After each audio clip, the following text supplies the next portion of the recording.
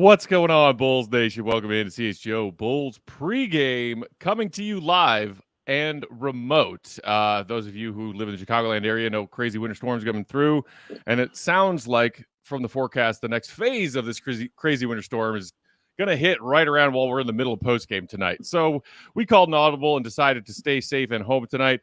But we are still here to do pregame and postgame. We got Bulls Warriors on deck tonight. And, of course, the Bulls' inaugural Ring of Honor ceremony taking place at halftime. Thanks for joining us. I'm Peck. You can follow me on Twitter at Bulls_Peck. My guys, Big Dave, Bow, BAWL Sports, and our guy, Mark K, MK Hoops on the Twitter machine. Our pal producer, Joey Spanis, running things behind the controls.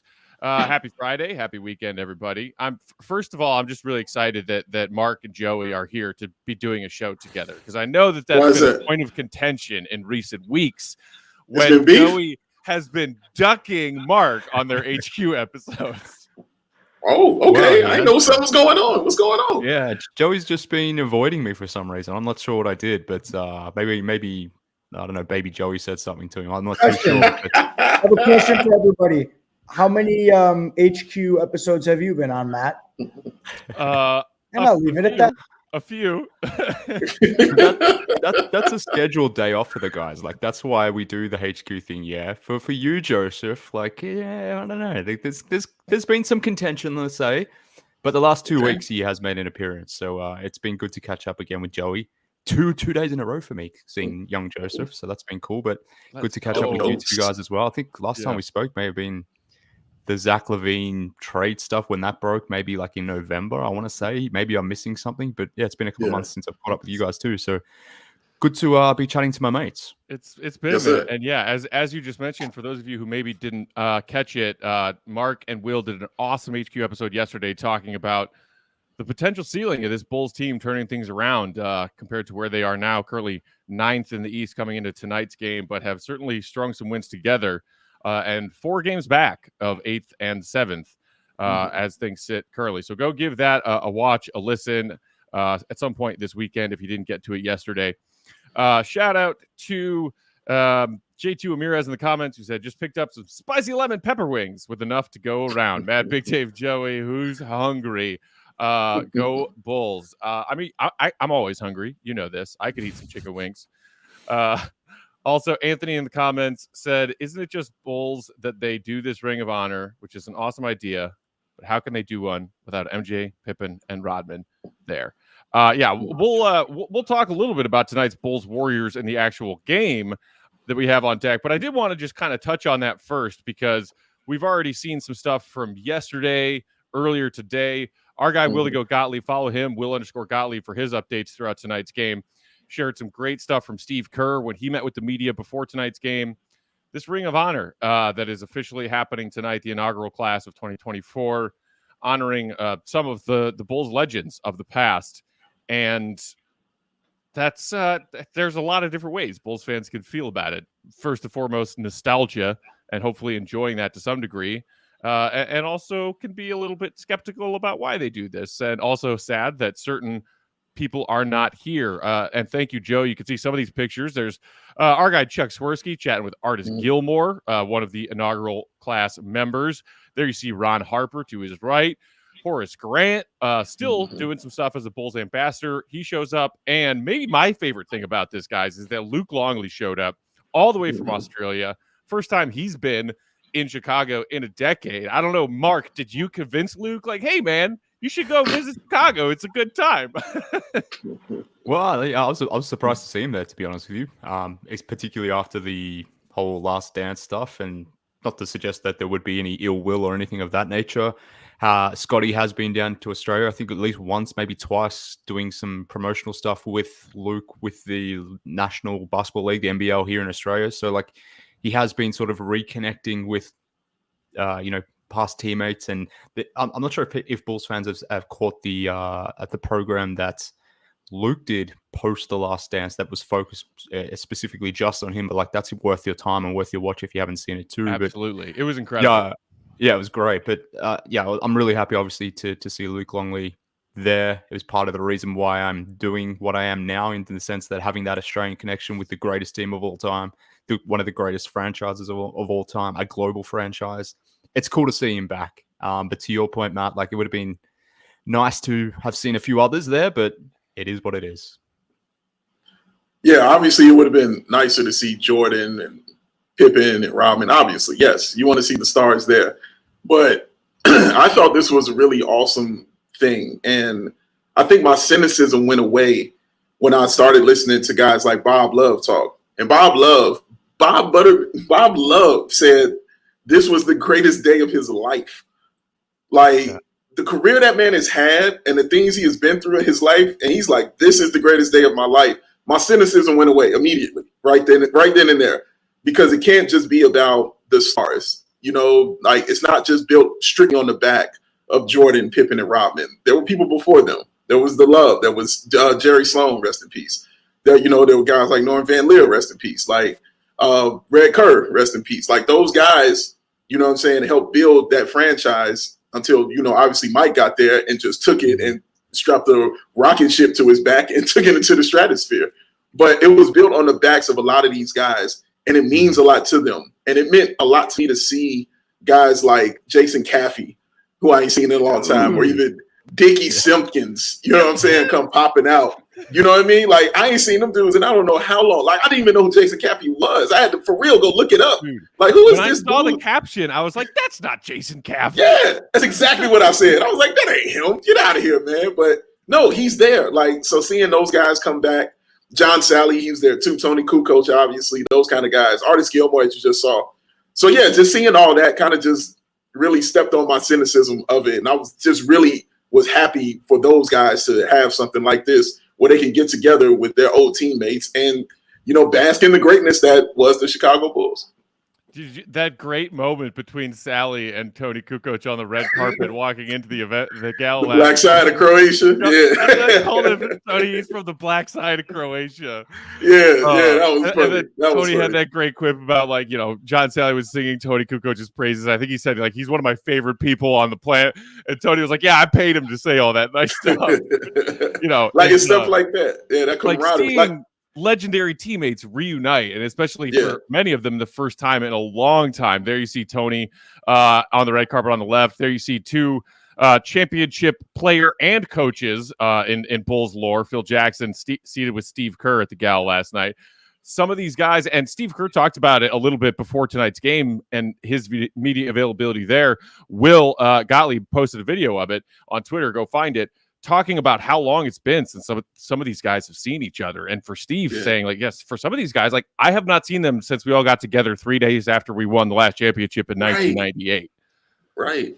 But that's awesome. Like, to come see those guys you haven't really spoken to. It's like a class reunion, you know what I'm saying? Or stuff like that. Because honestly, guys, I just probably assume when you win a championship, you at least have my phone number. We at least talk and, hey, how's life? But I guess it's, you can't assume everything is going to be like that. So you need kind of these kind of situations to get guys back together. And even Phil Jackson, who's like 80 years old, you know what I mean? Like just to see him get out of the house, you know what I mean, and come down there and show that love too, man. So, yeah, I really do like it. I really think it's a cool thing. Yeah, and that's where I've kind of gotten to now. Like, Matt, you mentioned, and Dave, I think you touched on it too, like the skepticism, if anyone has any around this, like, oh, this is interesting that they're doing this at this point in time when they announced it when the team was, really going through it, let's say. There was a part of me as well that thought, okay, this is an interesting diversion tactic. Nice, good. I've thought less of that now, given that the team is winning and playing good basketball and those sorts of things. But even though there's a part of me that still thinks that there's ulterior motives here and all that sort of stuff, like, you can park that for the moment when you're in the moment, when you see these pictures of the guys just sort of embracing themselves, being happy to be with each other again. Like, ultimately, like, as much as this is for the fans and honoring the legends and those sorts of things, it's about them getting together and doing what you just said, Dave, like catching up, like guys that you have a long bond with who maybe you haven't seen for 10, 20 years, whatever it might be. Like Luke Longley yesterday spoke about the fact that it's been 10 years since he's been back to Chicago. So he wouldn't have seen some of these guys for 10 plus years, maybe even longer. So when I guess we can feel a certain way about it more generally, but when we come here locally and when the thing's actually occurring and you can sort of hear and feel what this means for the actual people involved, it's like, okay, cool. I understand this now. Right. Shout out to Luke, who threw us a super chat in the comments saying, let's keep the win streak going. Next 11 games, sticking with that prediction. They're winnable. I'm going to keep saying it. Shout out also to our friend Marcos, who's hanging out in the comments saying, what's up, fellas? Let's get the dub tonight against Kerr and the Warriors. Win it for the Bulls Ring of Honor squad. See red. Charles Davis Aitken also threw us a super chat. Appreciate you, Charles, saying Bulls Ring of Honor night without MJ, Pippen, Rodman, and D Rose. It's like traveling to Chicago for pizza and getting a tombstone in a hotel lobby. Reinsdorf, definitely the Wonder Bread of NBA owners. Okay, first of all, do not trash talk Tombstone. If you're talking about frozen pizza brands, you can't go wrong with Tombstone. I get the analogy. Also, like, this is the inaugural Ring of Honor class. Derrick Rose will be brought into the Bulls Ring of Honor. He's not in the inaugural class. Just like my best friend Joakim Noah is not in the inaugural class, but he will be in the Ring of Honor. I have some thoughts, and you know what? Like, maybe I'll save them for post game, because I'm sure in post game we'll touch on what we actually see in the halftime ceremony about these individuals not being here. But just like less than an hour ago, the Bulls shared a video from Rodman, who was trying to and planning to attend and got stuck wherever he was because of this winter storm that's hovering over Chicago right now. Rodman gave a beautiful video tribute, just saying how much he wished he could be there. Yesterday, leading up to the gala, the Bulls also posted a video of MJ saying, sorry, I can't be there. Thanks for the love. Y'all have fun. That was, let's just say, seeming a little less sincere than the one they just posted from Dennis an hour ago. Disagree. And no word at all yet from Scottie. So that is a little bit weird. And maybe we can touch on that a little bit more in post game, because I have some thoughts. I do have some thoughts, and I have some cynicism, and I have some crankiness about this that I want to get out. But we'll save that for post game, because we don't put pregame shows into the podcast feed. And for all of you out there who listen instead of watching, I want you to hear that too. So let's put a pin in that. Let's just put a pin in that, because I have a theory that I think not a lot of people are seeing as why certain people aren't showing up right now. Oh Lord! I can't wait to thwart this. Let's take a quick pause to shout out some of our friends and sponsors. Then we'll come back and actually get into tonight's Bulls Warriors action. Interesting updates on the injury front for both teams, including a positive sign for the Bulls getting completely healthy. Tonight's show brought to you by, of course, our friends at Circa Sportsbook. Get some bets in for tonight's action. Get some bets in for NFL wildcard weekend that we have starting tomorrow. I think they got 2 games tomorrow, 3 games Sunday, and a Monday night game. I'm so excited. We've made it to NFL playoffs. It is NFL playoffs while NBA is happening is just like the best time of year. It's so damn good.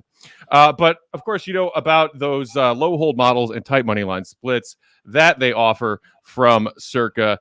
They encourage you to try, of course, downloading and exploring the Circa Sports Illinois app.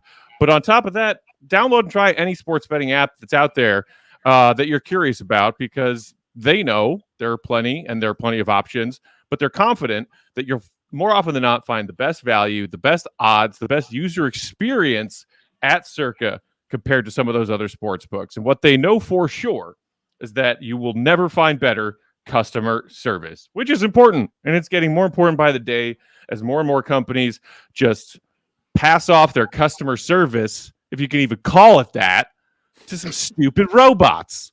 Drives me crazy every day that I have to deal with stupid robots who try to pretend to understand my pain and frustration as a human being with a beating heart. No.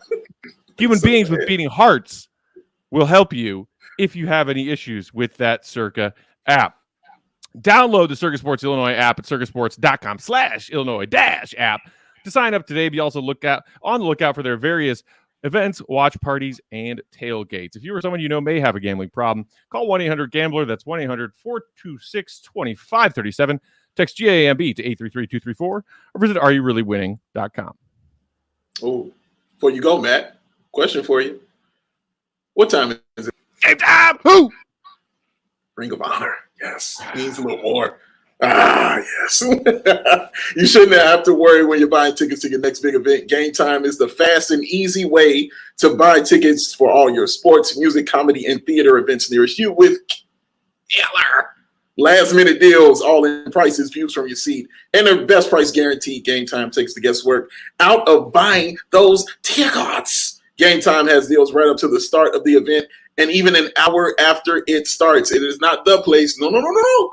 It is the place to find last-minute seats. Find exclusive flash deals and sponsored deals for tickets for football, basketball, baseball, concerts, comedy, hockey, theater, and much, much more. And with the zone deals, you pick the section and Game Time does the selecting with an average savings of, drumroll, Matt Pack,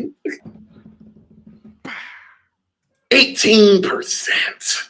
Save you some money and enjoy yourself and do it all with Game Time. So take the guesswork out of buying tickets with Game Time. Download the Game Time app, create an account, use the code CHGO, get your wonderful self $20 off. Terms apply. Again, create an account, redeem that code CHGO for $20 off. Download Game Time today. Last minute tickets, lowest price guaranteed, because Marquez, what time is it? Game time. Who? I like what Marquez said, because I'm never ready for whatever he's about to do. He's going high, he's going low. I'm never ready for whatever's coming. So I just shut my eyes and I can't wait. There you go. Gotta keep them on their toes, man. Okay, shifting gears and shifting focus to tonight's game. Real quick though, Alex, one of our regular shout out to him, wanted us to give a shout out to Antonia. So shout out to Antonia. Thanks Hello, for hanging out with Antonia. me. Okay, so injury report front. The Bulls officially now have a clean injury report, save Torrey Craig and Lonzo Ball out for season. Caruso, Patrick Williams, Zach LaVine have all been on the injury report for the last week or more with their various ailments. They have all been removed entirely from the injury report. So no more minutes restrictions for Zach or Vooch. Everybody feeling good, everybody healthy. And I saw a update from Will to Go Gottlieb when they chatted with Billy pregame earlier this afternoon with an update on Torrey Craig, who Billy Donovan said is going to start doing some ramping up, running on the treadmill, and standstill shooting imminently. So, I don't know about you guys, I just sort of like put Torrey Craig on the back burner of my mind as far as what the Bulls have available for the last couple of weeks. Because wasn't the initial timeline they gave us 6 to 8? And I was like, ow, dagger to my heart. A very familiar looking dagger to my heart. Okay, well, we got to deal without Torrey Craig for a while now. But, I mean, maybe this is the sign that for the first time in a while, the Bulls are nearing getting completely healthy. And it's interesting that this update comes on the heels of Kobe White and his post-game comments after their win on Wednesday when he was talking about the team getting healthy, and he said, well, don't forget about Torrey Craig. Like, Torrey Craig is a very important piece of this team. Mark, what do you make of this update? And if it does mean that Torrey might be making a return sooner rather than later, what do you think it means for Billy Donovan's rotation? That's exactly where my mind went, as it typically does. I like the rotational stuff and thinking about it, and particular in note of what has happened to the power forward position last game with Caruso going back into the starting unit and Pat to the second unit. Let's see if that holds. Maybe it does, maybe it doesn't. I mean, Caruso himself is prone to injury, not that we're wishing that to happen or anything like that, but you can never trust him, so maybe there will be openings that come up. Having said that, like, the odd man out in that situation is probably Dalen or Javon, depending on who the ninth man is. But why that's interesting is because Billy has sort of been leaning on 9 guys, but it's kind of like 8.5 guys because Dalen, he's getting 8 to 12 minutes. We know Drummond is consistently on that 12 to 15 minute sort of bandwagon type stuff. So it's interesting from that point of view. Like, the rotation has tightened up. Billy has clearly sensed that January is the month where this team needs to make inroads into its record to sort of get out of that 9-10 range. He's leaning on his trusted guys. Torrey was a trusted guy. So it's a good thing. It's a good problem to have.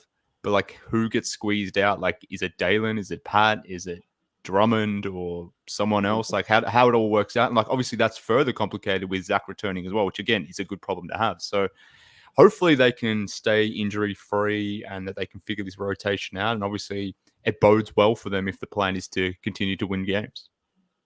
Yeah, and having Torrey Craig back brings out my favorite version of Billy Donovan, which is the Billy Donovan that isn't beholden to any lineup, that will throw anything out there and see if it works just as long as it works on the floor.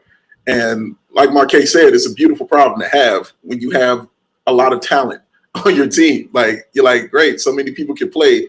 Who do I play? Well, that's where your coaching comes in. You know, your situations, the time. Like, is there going to be a slump, you know, within the scoring?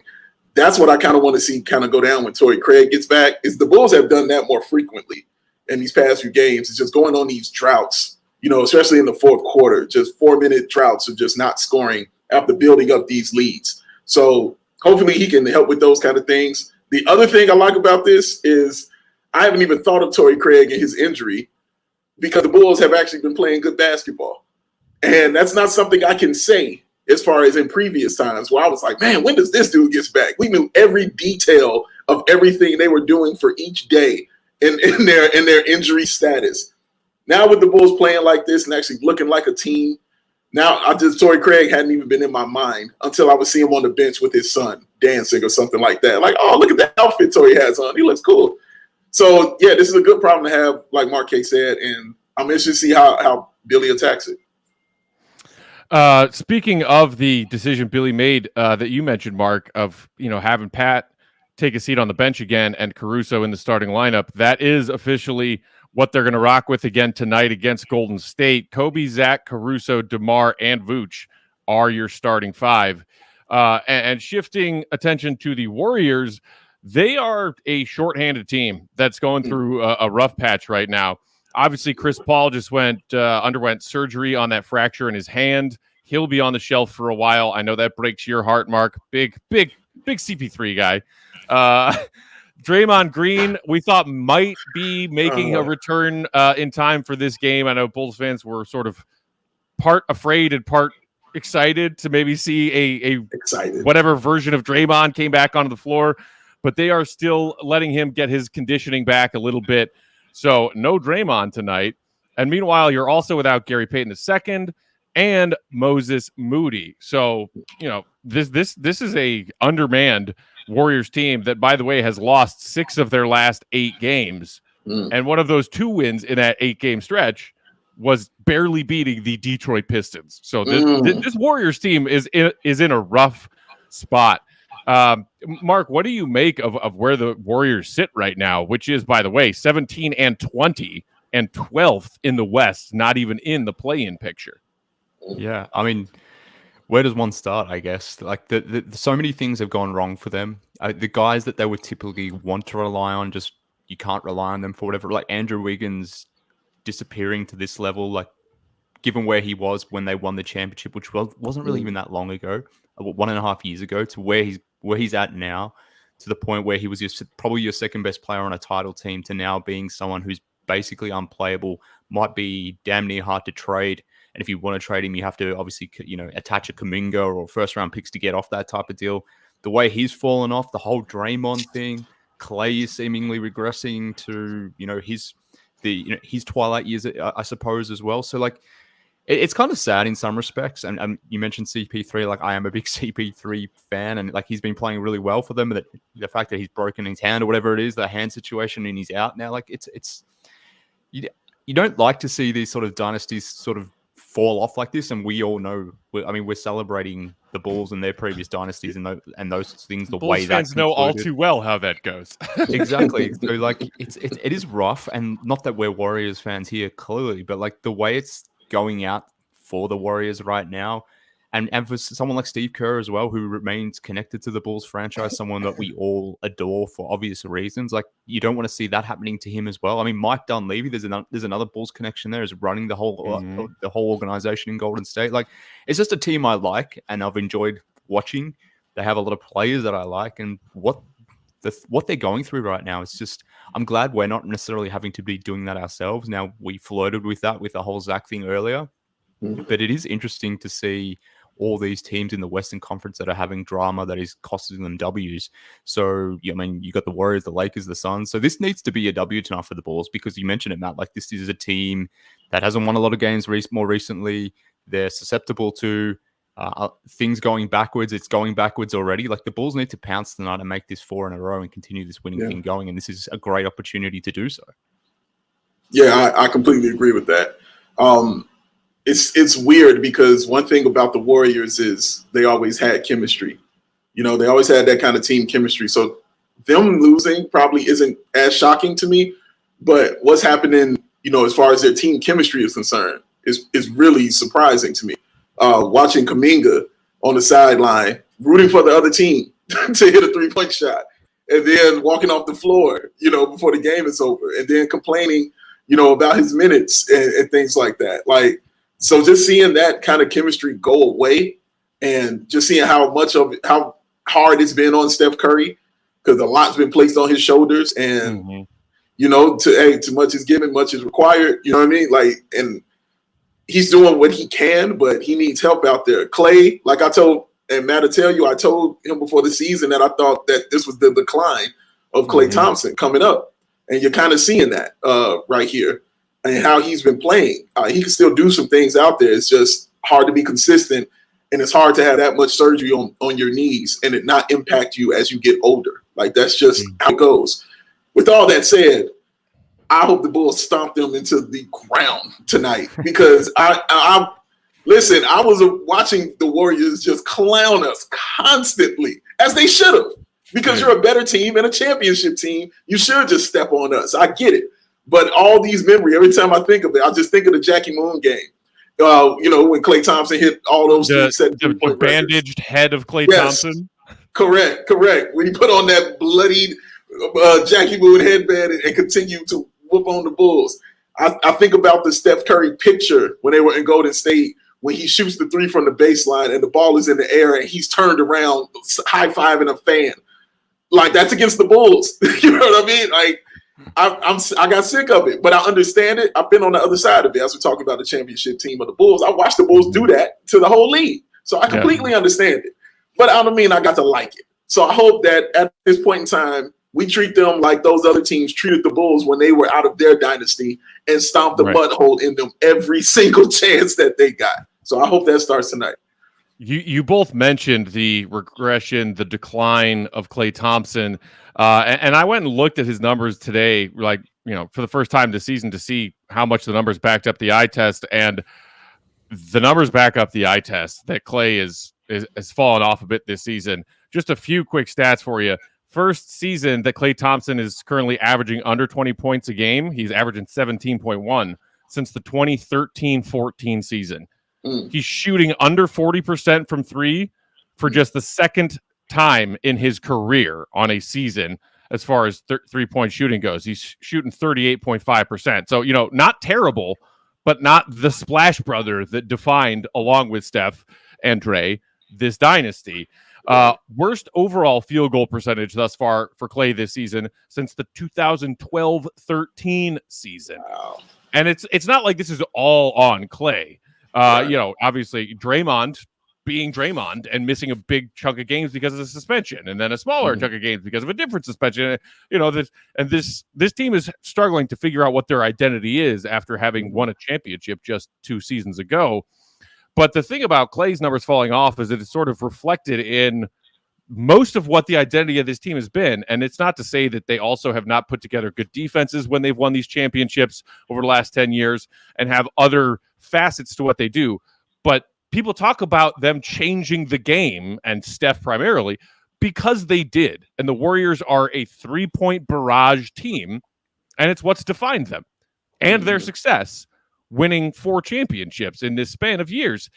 And I don't know, Joey, if you were able to get those splits that I sent you earlier today, but just looking at what the Warriors were doing, even just last season compared to this season, when last season, you know, they made the playoffs, they made a run, but they weren't champions compared to what they're doing now. So last season and this season, their 3-point attempt rate is pretty much the same. It's fallen off a little bit. It's 0.443 this season compared to 0.479 last season, but they're still in the top 5 in 3-point attempt rate in the league, just like they were last year. But then you look at true shooting percentage and 3-point percentage specifically, where they have fallen from elite, even last season, to middle of the pack this season. True shooting percentage has fallen from 0.6 last year to 0.58 so far this year. And their 3-point percentage has fallen from 0.385 last year to 0.367 thus far this year. That's taking your true shooting percentage from 5th to 16th. That's taking your 3-point percentage from 2nd down to 14th. And when being an elite 3-point shooting team so largely defines you, and the Warriors are, as I mentioned, their 3-point attempt rate basically staying the same, still playing the same brand of ball, that's not going to go well for you. Yeah, no, and I think what's interesting about the whole 3-point shooting aspect is like so much of the volume comes from Steph and Clay, and will remain to do so.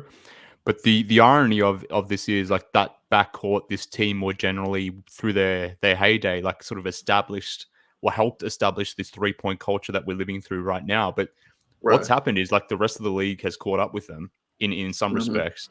But I don't know why, but by design or not, like like I mentioned before, like so much of the offense or so much of the 3-point offense is generated from Steph and Clay. The next best guy they have on their team in terms of 3-point attempts per game is Dario Saric, like who's a bench guy. Wow. How does the team that has redefined in so many respects what 3-point shooting can be for a team have their backup center be their next best 3-point guy? Like, I don't know. It's almost like they haven't prioritized what has made them great in some respects. And I guess that's kind of hard to do when you're out there starting guys like Kuminga, Andrew Wiggins, and Draymond or Looney. Like they've really lent into those bigger, more athletic wings trying to support Steph and Clay, which I get from a defensive standpoint. But yeah, even though the 3-point attempt rate is what it is, like it's only really coming from two sources. And when one of those guys, particularly Clay, is not being Clay, like you end up where you are right now. Yeah, and I didn't know that about Saric. That kind of threw me off right there a little bit. That is crazy. But and he's old in his own too. By the way, like his percentage. He's solid, right? Yeah, correct. But I think you hit it on the point about Wiggins and guys like that. Like when you're going through these kind of spells, you kind of want those guys, kind of float you, in some games. And I'm not saying every game. But so at some point in time, just like, I know you got 30 points and 10 rebounds in you for one game, to carry us like this or to be a supporting member to Steph, doing what he's doing, or at least take some pressure off of him when teams are triple teaming him. And, he needs to find somebody to help him out, carry the load. So I think it's that part that they banked on that isn't cashing in, for him is those guys like the Wiggins of the world, who showed that he does have it in him when they got to the finals. And even in the Western Conference finals, he showed that he has those things in him. So for him not to show, improve, and showcase during these times that they really need him is really, really hurting this team. And it's why they're kind of looking around like, we might have to make some real changes out here. Indeed. They've taken some ugly losses recently too. So as far as how you feel as a Bulls fan and optimism for chances at a W going against the Warriors, feel like tonight you got to be more optimistic than you have been for the last decade when it comes to your chances of getting a win over the Warriors. I guess there was that one tanking season in 1920 when the Warriors were bad and everybody was hurt. Guess what? They still kicked our ass that year. Dave, you and I watched those games together. They still kicked our ass when they were the worst team in the league. Every time. We have passed the 7:00 hour in Central Time. That means tip-off is right around the corner, so we'll wrap it up there. Thank you, everybody, for hanging out with us pregame, for hanging out in the chat. Appreciate the super chats as well. We will be back live for postgame immediately following Bulls and Warriors and the Ring of Honor ceremony. In the meantime, follow our guy Will, who is in the Madhouse tonight for the game and the festivities. Will_Gottlieb for in-game updates. Mark is at MK Hoops. I'm Bulls_Peck. Big Dave Bow, BWL Sports. We're CHGO_Bulls. Shout out and appreciation to our producer, Joseph Spathis, behind the scenes. We'll talk to you in a couple of hours. See Red, be good. Peace. We all silly like the mayor.